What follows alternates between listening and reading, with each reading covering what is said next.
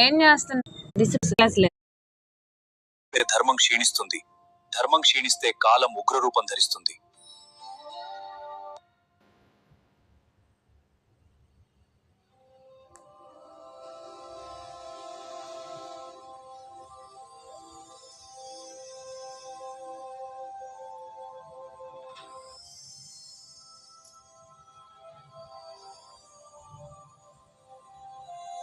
ఇది స్వర్ణ బీజం.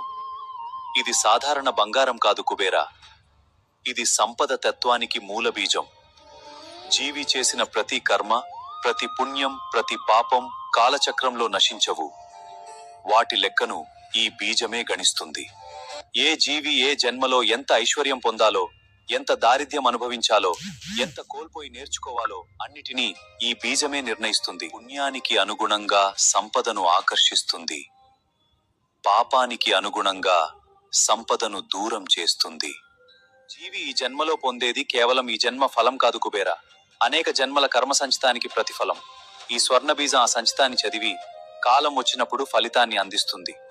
అందుకే లోకంలో ఎవ్వరూ యాదృచ్ఛికంగా ధనవంతులు కారు, ఎవ్వరూ కారణం లేక దరిద్రులు కారు.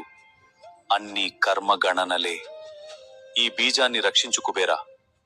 దీనికోసం యుద్ధాలు జరుగుతాయి, రాజ్యాలు కూలిపోతాయి, వంశాలు నశిస్తాయి. నమః శివాయ. ఈ బీజం ధర్మరక్షణకే ఉపయోగపడుతుంది స్వామి. మహారాజా,